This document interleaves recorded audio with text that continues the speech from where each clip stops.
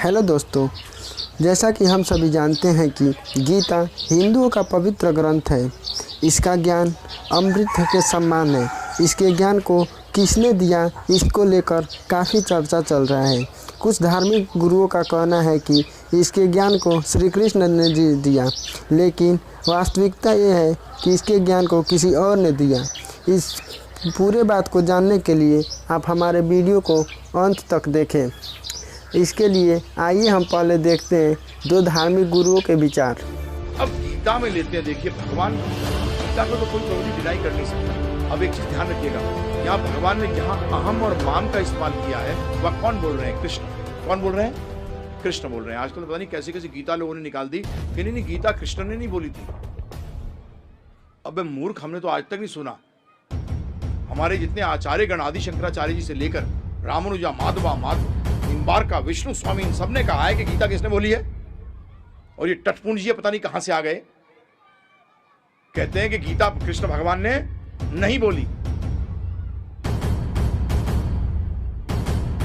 इसमें कहा गया सब झूठ बोलते हैं, गीता झूठ बोलती है। गीता कृष्ण ने नहीं कही, गीता तो किसी और ने कही थी। और अभी वो एक श्लोक बोल।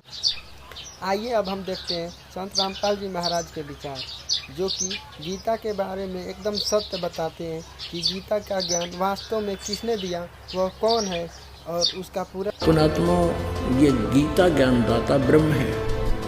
यही काल रूपी ब्रह्म है। काल रूपी ब्रह्म कहो।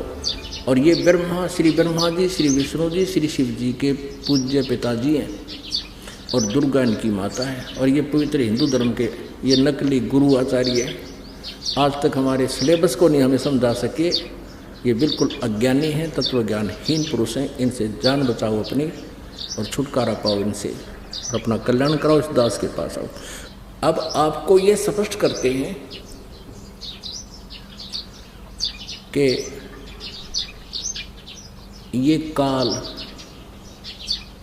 अर्थात ये ब्रह्म किस प्रकार श्री कृष्ण जी में प्रवेश करता है, इसका विधान बताते हैं। श्री विष्णु पुराण इस समस्या का समाधान करेगा। देखिएगा, एक समय राक्षसों और देवताओं का युद्ध हो गया। अब जैसा कि आपको शिवपुराण में दिखाया, श्री शिवपुराण में आपने देखा, ये काल क्या करता है, कभी ये शिव रूप में दर्शन देता है, किसी को ये ब्रह्मा रूप में दर्शन देता है, किसी को विष्णु जी के रूप में दर्शन देता है। तो दर्शक भ्रम में पड़ जाते हैं कि ये जो विष्णु जी हैं यही सर्वेश्वर हैं, यही महेश्वर हैं, जबकि इसने प्रतिज्ञा कर रखी है कि मैं कभी किसी के सामने नहीं आता, अपने वास्तविक रूप में कभी के सामने प्रकट नहीं होता। इसका अटल अनुतम विधान है, घटिया विधान है इसका। क्योंकि जो पिता अपने बच्चों के सामने नहीं आता तो उसमें कोई दोष है। तो ये नियम अच्छा नहीं है जो अपने ही संतान से छुपा रहे। तो इस प्रकार श्रीमद् भगवत गीता अध्याय नंबर 7 के श्लोक नंबर 24 और 25 में ये गीता ज्ञानदाता ब्रह्म श्री कृष्ण में बोल रहा है। कह रहा है कि मैं श्री कृष्ण नहीं हूँ, मैं व्यक्ति नहीं हूँ। जैसे तुम श्री कृष्ण को ये अज्ञानी जन समुदाय मुझे कृष्ण मान रहा है, मुझे व्यक्ति रूप में मान रहा है। मुझ अव्यक्त को कैसे होता है कि मैं अपनी योग माया से छुपा रहता हूँ। ये है तो साकार, परंतु अपने वहाँ छुपा रहता है, सामने नहीं आता। उस ओरिजिनल रूप में जो अर्जुन को दिखाया था, विराट रूप श्री कृष्ण से बाहर निकल कर दिखाया, तो उस तेज के अंदर श्री कृष्ण का रूप नहीं दिखाई दे रहा था अर्जुन को। कहते मेरा ओरिजिनल रूप तो ये है, लेकिन मैं इस रूप में कभी किसी के समक्ष नहीं आता। ये मेरा अटल अनुतम विधान है,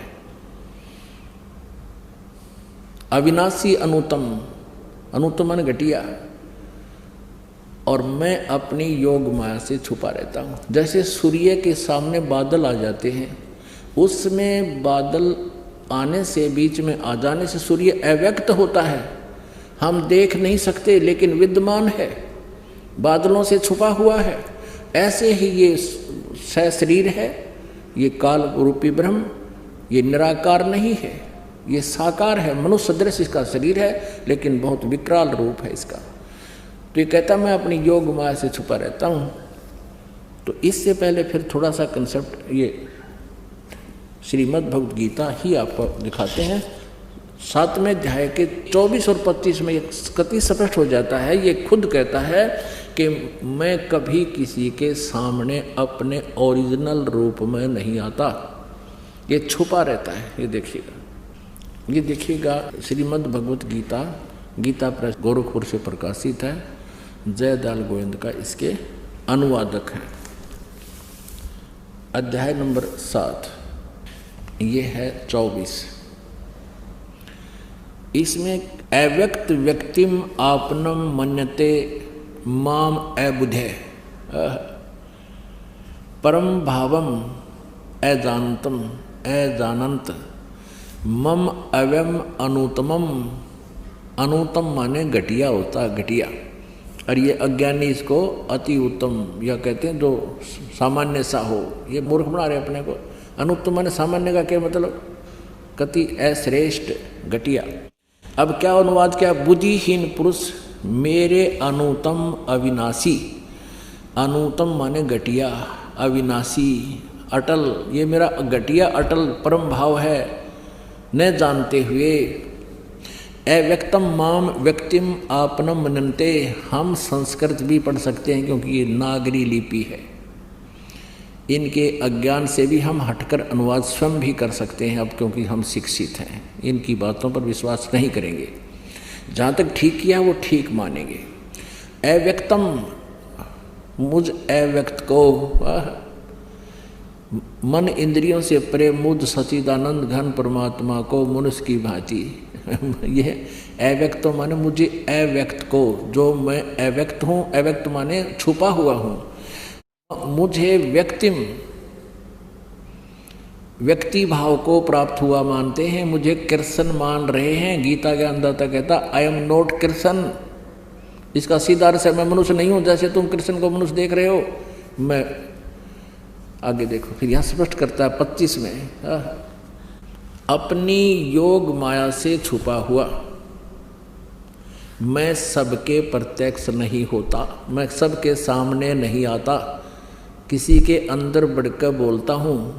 यह अज्ञानी जन समुदाय मुझ जन्म रहित अविनाशी को परमेश्वर को नहीं जानता।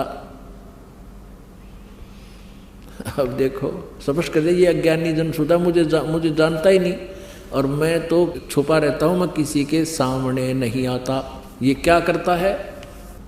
श्रीमद् भगवत गीता अध्याय नंबर 4 श्लोक नंबर 5 और 9 में ये गीता ज्ञानदाता ब्रह्म कहता है कि अर्जुन तेरे और मेरे बहुत जन्म हो चुके हैं, तू नहीं जानता, मैं जानता हूँ। मेरे जन्म और कर्म अलौकिक है।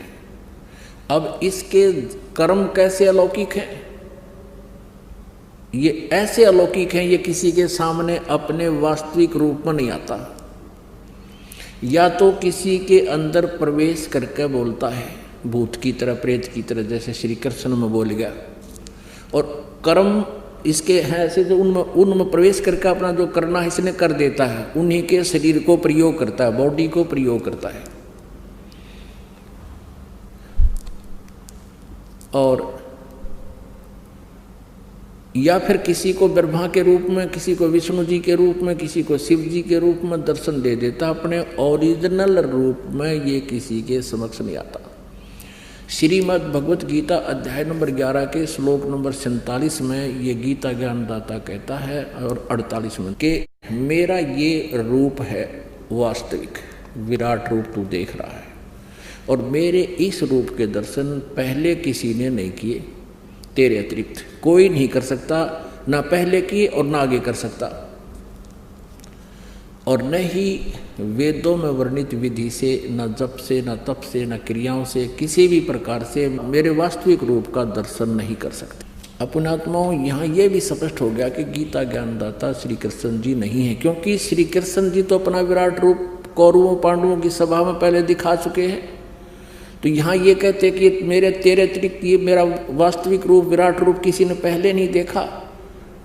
तो श्री कृष्ण नहीं कह सकते ये बात, क्योंकि वो तो कौरवों की सभा में दिखा सके थे और बहुत से उनको देख चुके थे। तो इसे ये भी सिद्ध है कि श्री कृष्ण नहीं बोल रहे, इसमें ये काल बोल रहा है। और ये कहता है मेरा वास्तविक रूप ये है, इस रूप में मैं कभी किसी के समक्ष नहीं आता, अपनी योग माया से छुपा रहता हूं। और जन्म और कर्म कैसे अलौकिक हैं अभी दिखाते हैं। एक बार राक्षसों और देवताओं का युद्ध हो गया, राक्षसों से देवता पराजित हो गए, भाग गए। फिर उन्होंने भगवान विष्णु की स्तुति शुरू की और ये काल विष्णु रूप में प्रकट हो गया। और इसने उन देवताओं से कहा कि तुम उस पुरंजय को युद्ध के लिए तैयार कर दो, उसमें प्रवेश करके मैं राक्षसों को मार दूंगा।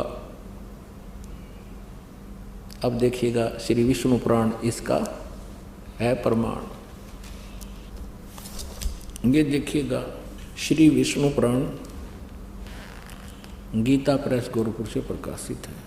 अनुवादक हैं श्री मुनि लाल गुप्त, प्रकाशक मुद्रक वही गीता प्रेस गोरखपुर। चतुर्थ अंश अध्याय 2 और 233 पृष्ठ यहाँ देखिएगा। पूर्व काल में त्रेता युग में एक बार अति भीषण देव असुर संग्राम हुआ। देव असुर संग्राम राक्षसों और देवताओं का। उसमें महाबलवान दैत्य गणों से पराजित हुए।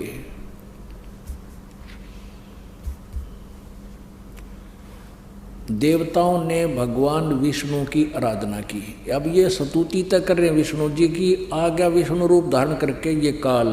तब आदि अनंत शून्य अशेष जगत प्रतिपालक श्री नारायण ने देवताओं से प्रसन्न होकर कहा, आप लोगों का जो कुछ भी अभिष्ट है वह मैंने जान लिया है। उसके विषय में यह बात सुनिए।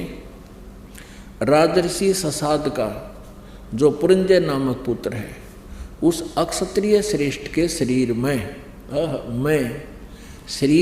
मैं अंश मात्र से यानी कुछ समय के लिए स्वयं अवतीर्ण होकर उसमें प्रवेश होकर उन संपूर्ण दैत्यों का नाश करूंगा।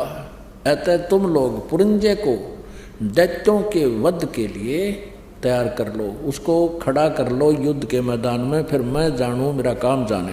अपनात्माओं ये तत्व ज्ञान है, ये गूढ़ रहस्य है। और गीता ज्ञान दाता भी स्वयं चौथे अध्याय के 34वें श्लोक में कहता है कि उस तत्व ज्ञान को तत्वदर्शी संत बता सकता है। और वो स्वयं भी अल्पज्ञ है, वह स्वयं भी अज्ञानी है।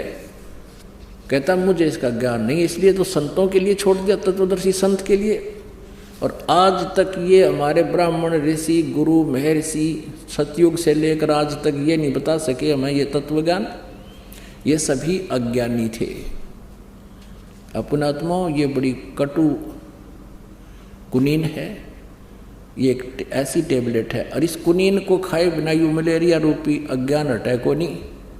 ये भी आपके समझ अभी प्रमाणित करेंगे कि सतयुग के ब्राह्मण भी अज्ञानी थे। ब्रह्मा विष्णु और ये दुर्गा भी तत्वज्ञानहीन थे और ब्रह्म भी तत्वज्ञानहीन है, ये काल भी तत्वज्ञानहीन है, क्योंकि ये खुद कहता है कि उस पूर्ण परमात्मा के बारे में कोई तत्वदर्शी संत ही बता सकता है, मुझे पता नहीं। अपना आत्मा श्री कृष्ण जी को तो पता भी नहीं मैंने श्रीमद् भगवत गीता जी में क्या बोला था। यह प्रमाण श्री महाभारत ग्रंथ के अंदर द्वितीय भाग में 667 पृष्ठ पर वर्णित है, वो भी आपको अभी दिखाते हैं। ये देखिएगा संक्षिप्त महाभारत द्वितीय खंड।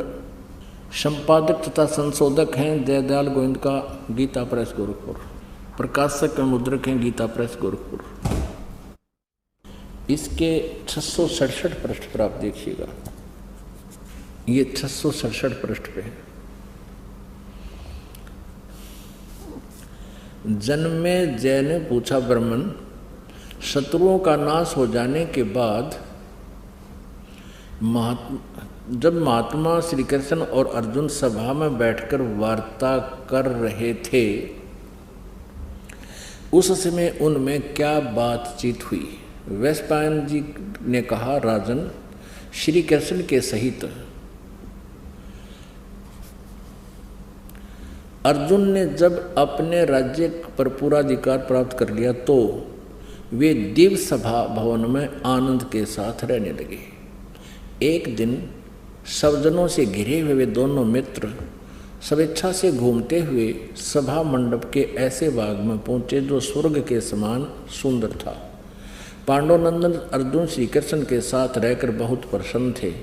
उन्होंने एक बार उस रमणीय सभा की ओर दृष्टि डालकर भगवान से यह वचन कहा, देवकी नंदन, जब युद्ध का अवसर उपस्थित था उस समय मुझे आपके माध्यम का ज्ञान और ईश्वरीय स्वरूप का दर्शन हुआ था, किंतु केशव, आपने स्नेहवश पहले मुझे जो ज्ञान का उपदेश किया था वह इस समय बुद्धि के दोष से भूल गया, यानी गीता वाला ज्ञान मैं भूल गया। इन विषयों को सुनने के लिए बारंबार मेरे मन में उत्कंठा होती है।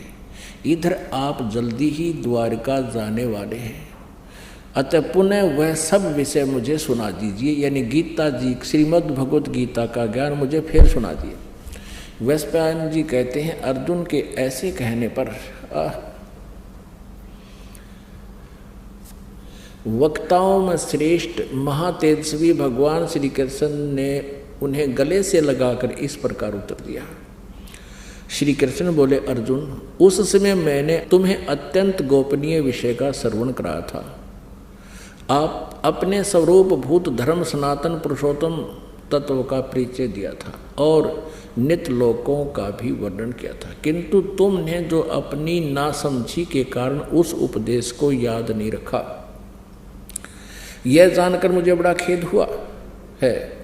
उन बातों का अब पूरा स्मरण होना संभव नहीं जान पड़ता। पांडुनंदन, निश्चय ही तुम बड़े श्रद्धाहीन हो, तुम्हारी बुद्धि अच्छी नहीं जान पड़ती। अब मेरे लिए उस उपदेश को ज्यों का त्यों दोहरा देना कठिन है, क्योंकि उस समय योग युक्त होकर मैंने परमात्म तत्व का वर्णन किया था।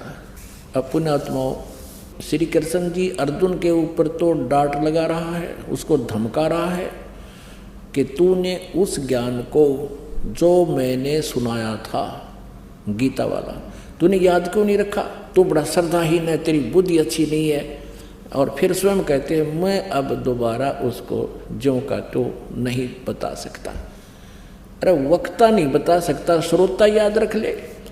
अब ये दास सत्संग सुना रहा है और आप सुन रहे हो। जो प्रथम बार इस सत्संग को सुनेगा उसको 40% मुश्किल से याद रहेगा। और आज से कुछ वर्ष बाद आप मुझे कहो, वो तो थोड़े दिन पाछे की बात हो, घर गया भी ना था, 10 से 5 दिन की बात है, 20 दिन की होगी, महीने की होगी। और ये दास ये सत्संग सुना रहा है, आप सुन रहे हो।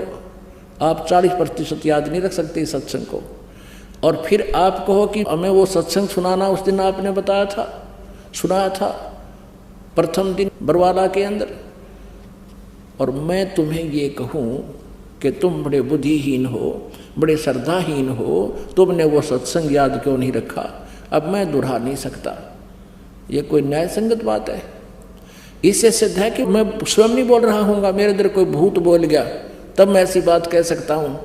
ऐसे ही श्री कृष्ण जी बोल रहे हैं, उनको कुछ नहीं पता था, उसमें वो काल बोल रहा था।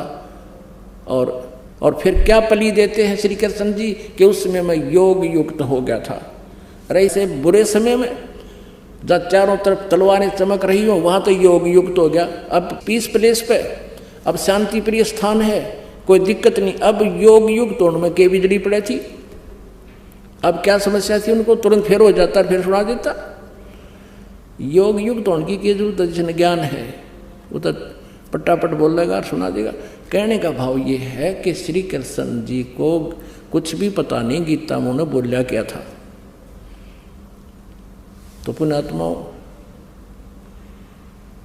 इस तत्व ज्ञान को समझकर हम अपना कल्याण करा सकते हैं। और ये तत्व ज्ञान जो आज ये दास आपको सुना रहा है, 600 वर्ष पहले परमेश्वर कबीर जी ने अपनी अमृतवाणी में सुना था। क्या कहा था? धर्मदास ये जग बोरा न कोई न जाने पद